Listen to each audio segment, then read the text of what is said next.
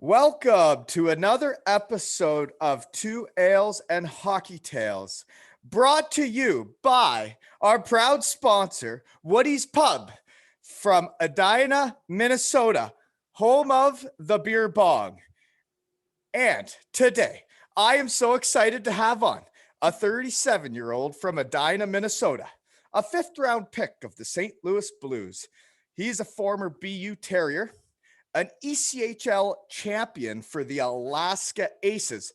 However, he is a household name because he wore number 20 for the Daytona Beach Bombers.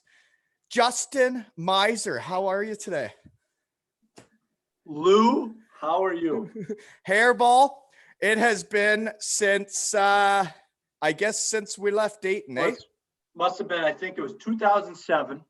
When we played basically for the Cleveland Indians for Major League of Minor League Hockey, probably the worst organization ever put together, and somehow we made a run out of it. We were right wing and left wing with JoJo in the middle, and it's good to be here. I've listened to quite a few of these. You're doing a great job. Happy to see you, buddy. Oh, buddy, it's I was telling the wife who I was recording with tonight, and it's just the excitement level was off the charts today. I had a real hard time focusing on everything, but anywho, thank you for becoming the first sponsor in history, and that is Woody's Pub in Edina, Minnesota. Would you like to tell the crowd about Woody's Pub? Yeah, so back in 2019, before this old wonderful pandemic deal, we opened up Woody's Pub. It's in Edina, Minnesota. It's a special invite only kind of joint. Certain people do have an open invite all the time, and we love to rip beer bongs, play the boss, Bruce Springsteen, and have a good time. It's actually in my basement, and it's a kid-friendly bar. Bring the kiddos around. Because the more if they're here having fun, we can have more beers. So Woody's Pub, proud sponsor of Two Ales and Hockey Tales with Wally this week. And like all the workers for this podcast, the sponsor also was pro bono, so everybody wins. We're all still even. But anyways, if people are wondering what a sponsorship on this podcast would be like, this can reach 22 countries so far, folks, and with a couple in the bank, we are now over 5,000 downloads. So Woody's Pub, I guess it's pretty much global now, right? 22 countries, 5,000 downloads, 26. No, this is 28. This is the 28th episode. Why wouldn't you have a sponsor involved here? Let's talk. Go on Instagram, Two Ales and Hockey Tales, and send in your message right to Wally for a new sponsorship opportunity. Geez, you're seasoned. This is going to be a good one. Holy cow. Okay, moving on from that, because we talked a bit, you talked already a bit about how we know each other with JoJo, and you the left winger and I the right winger. Is one of the main reasons we know each other is when you're on a line, there's certain lines you really gel with people on and off the ice. There's certain lines that you just play well and you hang out at the rink. But yourself and I, we played well together. We hung out well together. We drank well together, and we won a lot together. Yeah, it was funny. I was telling my buddy Brad, Idlecope Red, and Pistol Pete and Big Philly that I was going on here and just kind of chatting about you a little bit. And, I said it was like we kind of had in our minds, the more beer we drink, the more goals we'd score. And that kind of was like our motto the whole year. And it kind of worked out all right that year. We had a pretty good season in a terrible environment, terrible, worst environment in professional sports. I guarantee that. But we had a good time on and off the ice, despite that. So. Oh, geez. Well, I guess we may as well get into some good stuff right off the hop, because if we're talking about that place, I think we made the best of it. We made things happen. But a couple of the notes I have here are that we lived in the same complex, and that was slumming it, wasn't it? You can't explain where we lived. In that league, the East Coast League, you're lucky enough where your organization pays for your housing. So which can be good. The previous year I had a great setup, blah, blah, blah. Then I get to Dayton and it's literally the worst place on earth. The town's terrible and the apartments are awful. I got a good roommate with Big Dumb, Scott Ford. You had like a bunch of roommates, Bruce and Farney. Well, they were so Farnyuk was my roommate, and then Bruce and Corey Leclerc was next door, right? Yes, or they were, yeah. So we had actually a pretty good group, and we got together and we realized that we liked hockey and we liked to drink beers, and like you said, we made the most of it. But honestly, I wouldn't wish upon my biggest enemy, to have to live in that place. I bet rent was $150 a month. It was awful. So I guess speaking of those places, because one of my, I don't know if it's a fond memory, but it's a funny one, is do you remember our neighbor Tommy Gunn? Oh yeah, yes. Jeez, that scary little bastard. Yes, I do. And I mean, do you remember? I vaguely remember. Do you remember the story of how we met him? Because if I'm going to tell a tale today, I think this is the one. Yes, no, I don't remember how we met him, but I remember him because you had a hill right outside of your apartment. And I remember we'd just drink beers out there and throw the Frisbee football around, and he'd always just be kind of lingering. And we never knew, is he going to kill us? Does he like us one day? Blah, blah, blah. I mean, so yeah, fill us in. I don't remember meeting him. Okay, well, the day we met him was Farnyuk and I, Frank, were sitting on the couch and our ceiling collapsed. The pipes above us burst because it was an empty apartment, and the pipes burst, so the ceiling collapsed in our living room. So we exit the apartment while all of our stuff is getting ruined, and I see a kid about, I don't know, 7-8 doors down, like ankles deep in freezing cold water, like freezing cold. And you could tell he had some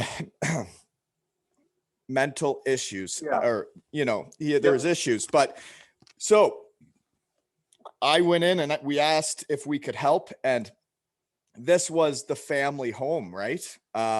So we helped them get their stuff out, and Tommy Gunn, his name was Tommy, I guess, but we called him Tommy Gunn. Well, I would like to take credit because I did start calling him Tommy Gunn.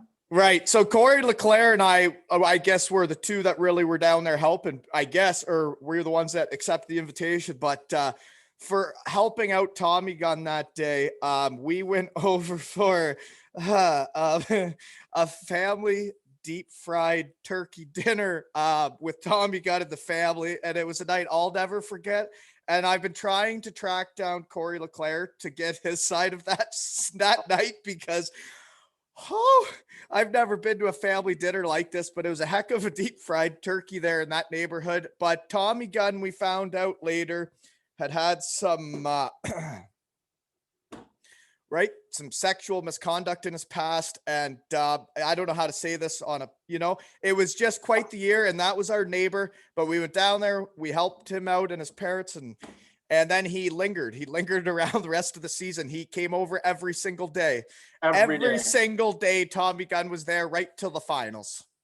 Well, and it was like, it's got to the point where we couldn't go to your apartment. We had to go to mine or somewhere else to drink beer because Tommy Gunn was everywhere. Like, bless his soul for, his real issues. But he was a effed up little guy. Yeah. No, that was an interesting neighborhood. So moving on, if you recall, he wasn't our only mix up with sexual predators that year. Okay, well, let's not get into that. Let's one of our teammates. Can we say that on here? Yeah, we will. I won't say any names. We're in Dayton, Ohio. We're on a bus ride home from Trenton, New Jersey, 20-hour banger. I think we lost like by 4 goals or something. So it's a miserable bus ride, whatever. We get home at like 3 a.m, unpack, we get to our apartments. All of a sudden, like 8 a.m. next day, Coach Coach Clancey calls a few of us in, says, we have a real issue. Get the guys together. We got something going on. One of our teammates, this isn't funny. This is brutal. I'd kill the guy if I could find him. He was doing stuff to, move on, Wally. Yeah, no, you don't need to talk about that on here. This was a fun podcast. Sorry, Lou. No, I'll drink my beer to that. I'll chug my beer to that. Yeah, no, let's just say I was called up at the time that went down. You weren't there. I was not there, but the text started rolling in from all the boys because that was the team I felt like I was on because I'd been there from the start. I had been with Dayton basically right out of camp, and that was who I felt part of the team with. And I got called up to Syracuse, and then you guys are all sending me texts to let me know what went on. And anyways, moving on. I always felt like more of part of the team in Dayton than I did in Syracuse, even if I did get called up, which is strange. But I guess before we move on, I think we got to discuss why you called me Lou, because you are hairy, like you are hairball, you know, like you want to explain that story and why I'm Lou? I got traded to Dayton and literally 2 days before the home opener. I was all settled in Trenton, New Jersey. They said, you're out of here. I roll into Dayton, and it's miserable, as I said. I get into the locker room, and it is literally like major league. We are literally, it's sad, it's pathetic. I look around, and just a bunch of, we turned out to be good hockey players, but we looked terrible. And in the lead, coach comes up, he says, hey, I'd like to try you with this rookie kid right out of college. I'm like, oh, great. Some punk, like he's a little guy, and he's coming out of the shower. I'm not kidding you, worst body I've ever seen. And it was literally like, are you talking about my body? Lou. Are you talking about my body? Like Lou from Major League. But hold on. That's when I believe they were calling it. I wasn't even yoked. I was completely shredded. You don't remember that? You're talking later in the season. The first day I got sent down to the coast after I lost 26 Lou pounds, Brown. I went straight to Taco Bell. You're talking late in the season, Wally. Well, after drinking every night, Wally. That was your fault. That's why I looked like Lou. Okay, go ahead. The more beers, the more goals. Go ahead. Continue your story. No, that was it. So he stuck with Lou from Major League, really. And you were Harry from the left-hander because he was the grumpiest, like just hated everything. And you were like that around the rink. And we still had a blast that year. But like you're doing now, you had no problem voicing your concerns with the situation. I tried to take a leadership role that year of explaining that this is not how professional sports should be. My previous season, it was like I had the greatest setup ever. We were treated like kings. And then you get to Dayton and it was just awful. Guys weren't getting their paychecks. We didn't have equipment, this and that. So it was, but again, we kind of came together and had a good group of guys. We weren't very good hockey players, but we put it all together and we made a good run and we made it to the finals. Oh dear, we did. And we played every single game together, you and me. Yeah, no, and I think we were both there. Yeah, I think we'll get into the whole Dayton run a little later. So let's move on now. That's how we know each other. But it was an awesome year playing with you, man. Like we had so much fun on and off the ice. Like we just gelled. And moving on, where and what are you doing now? We know you're in Woody's Pub, but in Edina, Minnesota. But what are you doing now? Yeah, again, if you're ever in Edina, Minnesota, shoot me out a text, Instagram, tweet. If you want to get to Woody's Pub, we serve up beer bongs whenever you want. Just a little ad there. Hey, I did say you were 37 years old at the start in the introduction, right? And you're talking about taking beer bongs at your. Really? You're still doing that? I absolutely love them. Is that right? I can't chug. I'm a sipper. I have found I oversip. No, I'm not good at them, but I love doing them. And yeah, we do. My buddies and I, we do. Before the pandemic, I was doing 3 a weekend. We'd have a good time, and it's a good time. My wife enjoys them. Is that right? Your Yeah. wife does the beer bong. Oh, absolutely. And she gets her girlfriends, so they all do them. It's fun. We have a good, brings everyone together. It's a good thing, and so it is. I'm proud of it. It's actually right here. Well, oh wow, yeah. So there's no COVID through there, I guess. Well, so we've been shut down a little bit. We actually just reopened the bar last weekend. The bar was shut down a little bit. So yeah, but other than that, I get a hard time for having an old, that thing's been with me since I was 19 years old. It's been through some shit, is what you're saying. It's had a lot of fun. My buddies have given it a good run. Yeah, I'm in Edina, Minnesota. I've got 3 kids. Let's see, 5-year-old boy, 3-year-old girl, and then a 9-month-old boy. And in a good way, they're crazy maniacs, having fun chasing them around. I sell advertising for iHeartMedia. That's about it. So just doing good and hanging out, playing with kids, drinking beer as much as I can, and that's about it. So all good. Selling marketing for iHeart, whatever that was. iHeartMedia, yep. Did you just get into that right out off of hockey, or how'd you get into that? Yeah, so I've been in radio sales, which is what I do for since I stopped playing, which I think was 08, 09-ish, and I've been doing it since. I love it. It's fun. It's challenging. It's competitive. It's flexibility. It's good. It's a lot of fun, and that's why I'm going to try and help you get your first paid sponsor on here. Oh dear. That's what we're doing here with this. But no, it's fun. It's been good. It's all good around here. Okay, no, that's awesome. So just a curious question. I heard this. Did you get into horse racing or something? Yes. My father-in-law, Tomcat, he is a horse nut. Tomcat.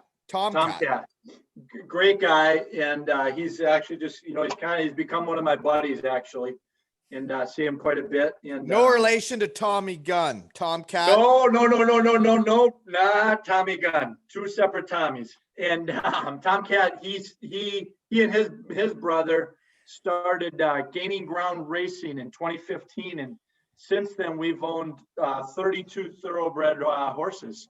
We raced last year actually on Kentucky Derby Day at Churchill Downs. We weren't in the Derby, but we were in the race right before the Derby with our horse Factor This.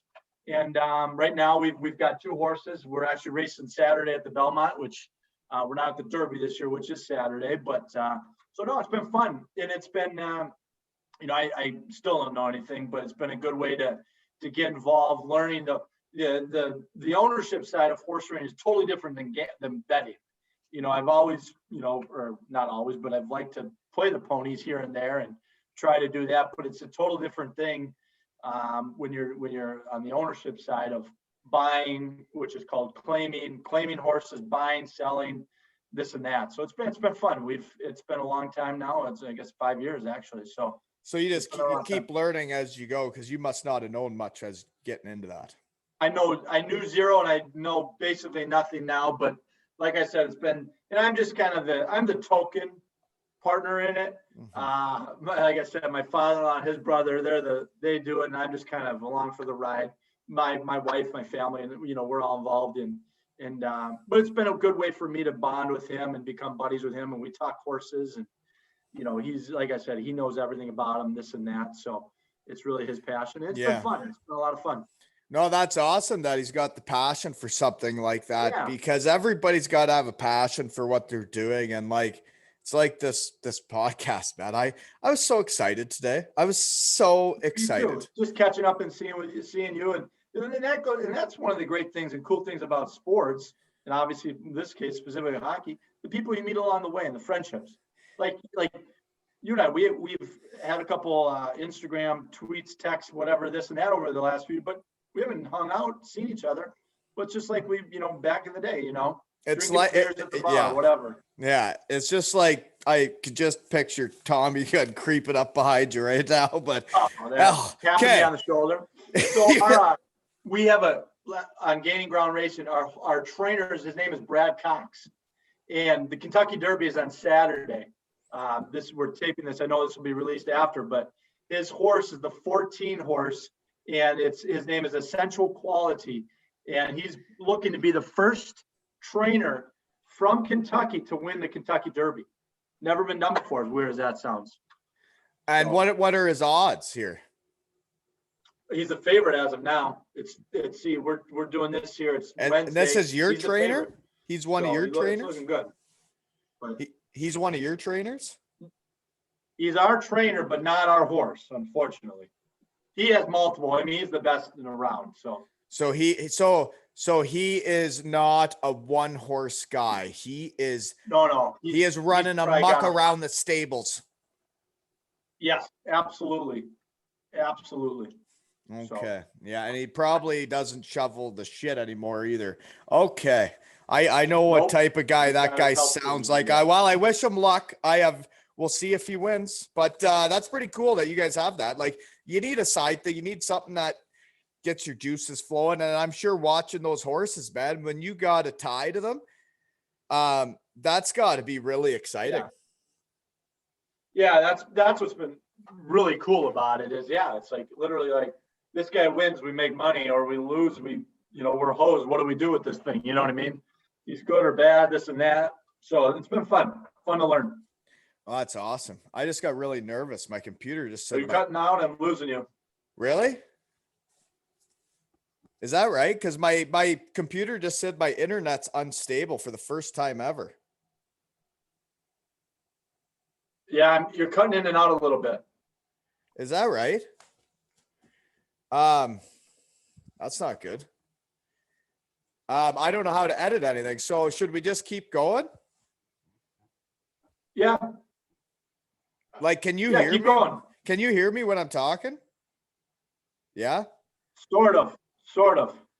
Oh, I'd have to go to the back deck, man. I sort of hear you. I'm in the shed every time for this, and that's very interesting. Actually, you know what?